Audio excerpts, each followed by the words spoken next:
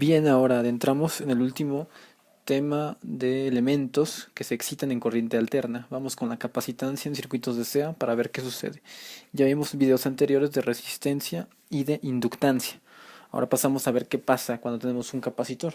Y aquí está el elemento. Sabemos que en la construcción física son simplemente dos placas separadas entre sí. Ahora, lo que sucede en el trazo de la corriente alterna es lo siguiente. La capacitancia se define como la propiedad de algún elemento, ¿sí?, para oponerse a cambios de voltaje. Recordemos que la inductancia se oponía a cambios de corriente. Entonces un capacitor lo hará análogamente, pero en cambios de voltaje. Es decir, hay una obstrucción para poder hacer el cambio de voltaje. Y vamos a ver cuál es la obstrucción. Recordamos que cuando un circuito se activa, se cierra, como en este caso un circuito en serie, fluye por el circuito una corriente máxima, ¿sí?, hasta que llene ambas capas, ambas placas del capacitor. Como es alterna, mi sentido será primero en esta dirección y, y luego será en la dirección contraria. Y luego otra vez alternará en la dirección, ¿sí?, hacia la derecha y luego hacia la izquierda. Entonces, lo que hace el capacitor, si la frecuencia es muy alta, la velocidad de la corriente va a ser mayor, ¿sí? ¿Por qué? Porque va a tardar o no va a dejar que las placas se carguen entre sí. No va a dar tiempo para que se empiecen a cargar. Entonces se va a cargar y a descargar, cargar y descargar. Y así va a estar. Por lo tanto, la frecuencia es directamente influyente con la corriente. Ahora vemos lo que sucede en la parte de la capacitancia cuando tenemos un voltaje y una corriente de forma senoidal. Vemos que en este caso, como en el caso del inductor, la inductancia hacía el recorrido atrasando 90 grados la corriente con respecto al voltaje. En la inductancia el que iba primero es la tensión. En el capacitor es lo contrario. Quien va primero es la corriente que se inicia 90 grados antes y después la tensión. ¿Por qué se da este efecto? Por lo siguiente. Sabemos que cuando se activa el circuito, el capacitor, ¿sí?, tiene un circuito cerrado, entonces la corriente fluye así, ¿ok? Y no va a haber voltaje en el capacitor, no va a existir diferencia de potencial hasta que las dos placas queden completamente cargadas. Y para que se carguen, primero tiene que circular corriente a través de cada una de ellas, hasta que vaya llenando cada placa. Por lo tanto, cuando el circuito se activa, hay corriente por ese ida y venida de electrones o de cargas en el circuito. Existe un flujo de corriente. Ahí se está almacenando, hasta que se cargue totalmente, ya no va a haber flujo de corriente, si es que se llegan a cargar totalmente. Y en ese momento, cuando se cargan todas, hay una diferencia de potencial entre el capacitor. Por lo tanto, lo que hay primero, como vemos, es un flujo de corriente. Y va a retardar que, pues, el voltaje exactamente. ¿Por qué? Porque depende de que se carguen las dos placas hasta que finalmente tenga una caída de voltaje en el capacitor, o una diferencia de potencial en mi elemento capacitivo. Entonces, aquí la gráfica, por eso encuentro la corriente marcada en verde primero, y cuando llega al punto máximo, es cuando la tensión en el capacitor empieza también. Entonces, es influyente mucho esa parte. Vimos que existía una relación de la reactancia inductiva. También va a existir una relación de la reactancia capacitiva. Y es la siguiente. Es 1 entre 2pi, ¿sí?, F por C. ¿Okay? Sabemos que también podemos utilizarla en base a la ley de Ohm. La reactancia capacitiva se mide también en ohms. Y esta reactancia capacitiva me va a servir para determinar cuánta corriente hay. Si utilizáramos la ley de Ohm como lo vimos en alterna, para el inductor, para el capacitor es exactamente lo mismo. Es simplemente la corriente, sería la tensión sobre la reactancia. ¿Sale? Esto es para la reactancia capacitiva.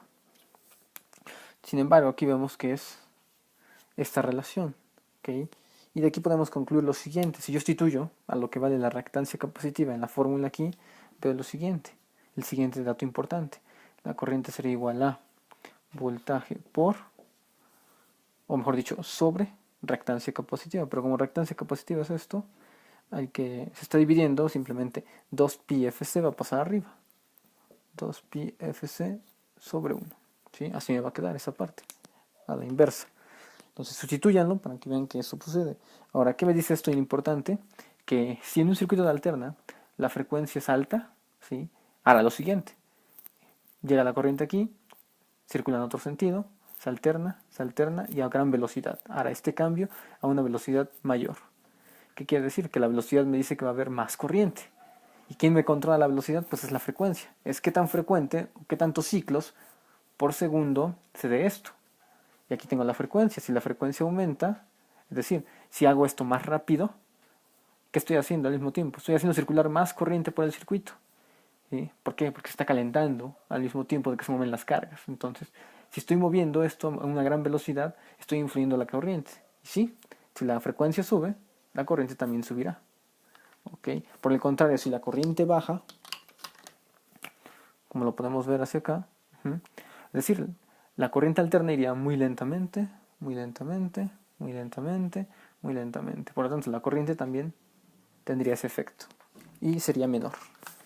Y ahí vemos cómo funcionará y las relaciones básicas de un circuito de alterna con capacitancia. A continuación veremos un ejemplo.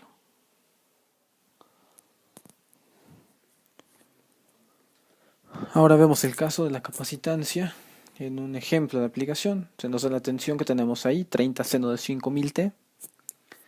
Aquí tenemos el capacitor, ya se borró un poco.